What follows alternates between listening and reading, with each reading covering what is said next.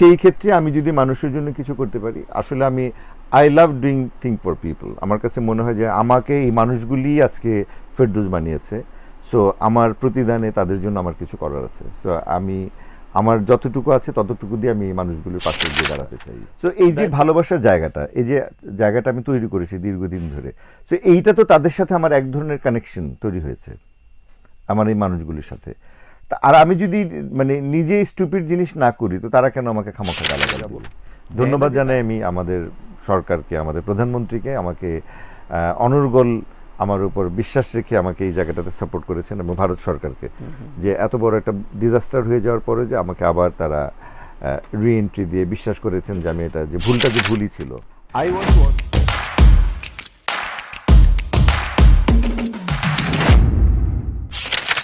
আচ্ছা, প্রত্যেকটা মানুষের এথিক্স অ্যান্ড প্রিন্সিপাল থাকা উচিত। আমার কাছে মনে হয় যে আমার কিছু এথিক্স আছে, আমার কিছু প্রিন্সিপাল আছে আমার জীবনে। আমি যেটা বলি, আমার একটা বলয় আছে, সে বলের বাইরে আমি খুব বেশি যাই না, এবং সেখানে আমি সবাইকে প্রবেশ করতে দিতে চাই না।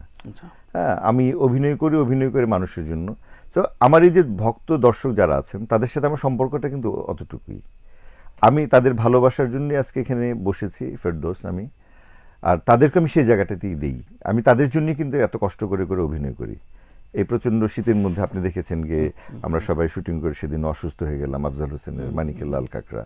সো এই যে ভালোবাসার জায়গাটা, এই যে জায়গাটা আমি তৈরি করেছি দীর্ঘদিন ধরে, সো এইটা তো তাদের সাথে আমার এক ধরনের কানেকশন তৈরি হয়েছে আমার এই মানুষগুলির সাথে। আর আমি যদি মানে নিজে স্টুপিড জিনিস না করি তো তারা কেন আমাকে খামাখা গালাগাল দিবে। দেয় না যে তাই না, অনেক সময় বলে কিছু কিছু মানুষ আছে অতি আবেগী, অতি উচ্ছ্বাসী, খামাখাই মনে করে একটা খারাপ কথা বললেই বোধহয় আমিও নায়ক হয়ে গেলাম, অ্যাটেনশন সিকার, রাইট? সো আমি যদি এখন ওকে রিপ্লাই করি, প্রত্যুত্তরে একটা বাজে কথা বলি, সে আরও তাকে উস্কে দেওয়া হবে। তো সেই ক্ষেত্রে আইদার ইউ বি কোয়াইট, অথবা এটা নিয়ে আর ভাবনারই দরকার নেই, আস্তে আস্তে নিজে নিজেই ঠিক হয়ে যাবে। সো দুই সাইড থেকে আসলে এখানে অনেকগুলি ব্যাপার মেনটেন করতে হবে। আমি মনে করেন যে আমি ফেসবুক খুব বেশি ইউজ করি না। হ্যাঁ, আপনি খুব ভালো করে জানেন। আমার ইনস্টাগ্রাম খুলে দিয়েছে আমার মেয়ে। এই কিছুদিন আগে আমি মানে ফেরদৌস আহমেদ 7 একটা ইনস্টাগ্রাম খুলেছি। ওটা আমার ইন্টারেস্টিং লেগেছে যে মনে হয় যেন আমার ছবির আর্কাইভ, যে আমার ছবিগুলো আমি নিজে নিজে রাখতে পারছি ওখানে। সো ওটা দিয়েও দেখি যে জাজ করা হয় কার কত ফলোয়ার্স আছে ধরনের। হ্যাঁ, আবার যারা নাকি এখন জয়েন করেছে তাদের জন্য এটাই পারফেক্ট। আমি যেই প্রজন্মে, আমার একটা সমস্যা হয়ে গেছে কি, আমার প্রজন্মের যারা, আমার সাথে যারা, আমরা আসলে দুই প্রজন্মের মাঝামাঝি পড়ে গেছি। আমরা 35-এ কাজ করেছি, আবার ডিজিটালে কাজ করছি। আর ডিজিটালি প্রতিনিয়ত নিত্য নতুন কিছু আসছে, সেটার সাথে সাথে আপনাকে আপগ্রেডেড হতে হচ্ছে, সময়ের চাহিদা। তো সময়ের সঙ্গে অনেক সময় দৌড়ে তো তাল মিলানো মুশকিল। তো আমি তাল মিলাতে চাই আমার কাজটাকে। So rather than being on social media, I try to focus on my work. এই জন্য ফেসবুকে একটা কমেন্টের নিচে 1000টা কে খারাপ কমেন্ট লিখলো, অত না দেখে আমার কাছে মনে কাজটার প্রতি নজর দেওয়া উচিত। হ্যাঁ, সময়ের সাথে সাথে অবশ্যই তাল মিলাতে হবে, ঠিক আছে? সেই ক্ষেত্রে আমি আমার পেজটা মেনটেন করি। আমি পার্সোনালটা ইউজ করি না, বিকজ আমি জানি একবার আমি যদি ফেসবুকে ঢুকে যাই হয়তো আমার কাজটা ভুলে যাবো। হ্যাঁ, সারাক্ষণের মধ্যে থাকবো, এটা নিয়ে থাকা উচিত না। সোশ্যাল মিডিয়া দরকার আছে, সোশ্যাল মিডিয়াকে আমি নিয়ন্ত্রণ করবো, কিন্তু সোশ্যাল মিডিয়া যেন আমাকে নিয়ন্ত্রণ করতে না পারে। প্রথম ফোন ট্রাই করেছে ঋতুপর্ণা। আচ্ছা, ঋতুকে, because Ritu was very worried. আর আমাকে গত 2 বছরে মানসিক প্রচণ্ডভাবে সাপোর্ট দিয়ে গেছে Rituparna. She is one of my best friend. তো ঋতুকে অনেক ধন্যবাদ যে আমাকে পুরোটা সময়ে তার এই বিশ্বাসটা রাখার জন্য। সে সবসময় বলতে, দেখো ঠিক হয়ে যাবে, দেখো ঠিক হয়ে যাবে। আমি যখন দত্ত সিনেমাটা বললাম যে আমি করবো না, বলে কি না তুমি ছেড়ো না, আমার মনে হয় ভিসাটা হয়ে যাবে। আমি বললাম দেখ, আমি এতদিন ধরে ঝুলিয়ে রাখতে চাই না, সো হয়ে যাক। তারপর হয়ে যাওয়ার পর শি ওয়াজ ভেরি হ্যাপি। এবং তারপর ওর অবশ্য কোভিড হয়ে গেল, সিঙ্গাপুরে চলে গেছে। আবার এখানেও আবার একটু জটিলতা বাড়লো আমাদের দেশেও। সো ফার্স্ট ওর সাথেই কথা হয়েছিল, ওই ফার্স্ট কল করেছে, যোগাযোগ করেছে, অফারও করেছে সিনেমার। আর আমার বাকি পুরনো বেশ কিছু প্রডিউসার বন্ধুরাও ফোন করছে। সো ওখানেও তো আমার কিছু মানুষের ভালোবাসার প্রতিদান হিসেবে আরও ভালো কিছু কাজ করতে হবে। সো ওই জায়গা থেকে আবার ইনশাল্লাহ যাব।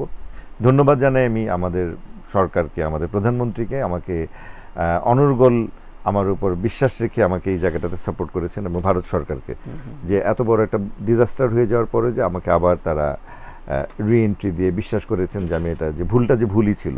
I want to work for people. আর আমি যেহেতু নায়কই থাকতে চাই। সো আমি একটা পর্যায়ে গিয়ে তো কাজ থেকে মানে একটু আস্তে আস্তে দূরে সরে যাব, বিকজ 70-80 বছরে হয়তো নায়কের ভূমিকায় অভিনয় করা সম্ভব, বাট তখন পরিমাণটা খুব অল্প হয়ে যাবে, তখন তার তখন এলাকায় ভালো সময় দিতে পারবে। তো সেই ক্ষেত্রে আমি যদি মানুষের জন্য কিছু করতে পারি, আসলে আমি I love doing thing for people. আমার কাছে মনে হয় যে আমাকে এই মানুষগুলি আজকে ফেরদৌস বানিয়েছে, সো আমার প্রতিদানে তাদের জন্য আমার কিছু করার আছে। সো আমি আমার যতটুকু আছে ততটুকু দিয়ে আমি মানুষগুলির পাশে গিয়ে দাঁড়াতে চাই। দায়িত্বটা তো অফকোর্স চ্যালেঞ্জিং। মানুষের বিশ্বাস ভাঙাটা তো মসজিদ ভাঙার সমান। আমি এই বিশ্বাস থেকেই বড় হয়েছি, এটা শুনেই বড় হয়েছে। সো আমি মনে হয় না মানুষের সেই আস্থার জায়গাটাকে নষ্ট করব। মানুষ ভালোবেসে যখন আমাকে কোনো দায়িত্ব দেন না, সেটা আসলে এই মানুষগুলির সাথে তো আমার একটা আলাদা সম্পর্ক, প্রত্যেকের সাথে দীর্ঘদিনের। এবং আমি যখনই দেখা হয় I am very warm to them, they are very nice to me.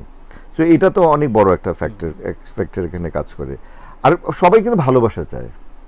আজকে আপনি যখন একটা এলাকার বড় নেতা বা বড় কেউ যদি হন, মানে শুধু কিন্তু আপনার কাছে মানুষ দান দক্ষিণা নিতে আসে না, আর আসবে না।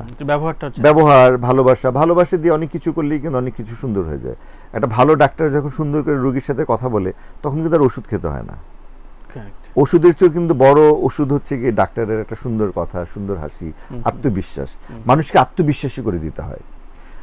আমার মধ্যে যেটা অনেক সময় লেগেছে এই আত্মবিশ্বাসটা আসতে, যে আমিও পারি, আমিও পারবো। আমার অনেকগুলি ছবি হিট সুপারহিট হওয়ার পর মনে হয়েছে সময় লেগেছে। এই কনফিডেন্সটা ওয়াজ ভেরি ইম্পর্টেন্ট।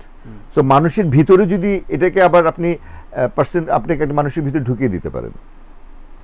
আমি যদি বাংলাদেশের যেই সেক্টরি বা যেই অঞ্চলে বা যেখানেই কাজ করি না কেন, সে মানুষগুলির মধ্যে যদি আত্মবিশ্বাস ঢুকিয়ে দিতে পারি, তখন কিন্তু তাদের পকেটে অনেক বেশি টাকা ঢুকিয়ে দেওয়ার দরকার নেই। এই আত্মবিশ্বাসটাই তাদেরকে অনেক দূর এগিয়ে নিয়ে যেতে পারবে বলে আমি বিশ্বাস করি। হুমায়ুন ফরিদি অভিনেতা, অসাধারণ অভিনেতা। মানে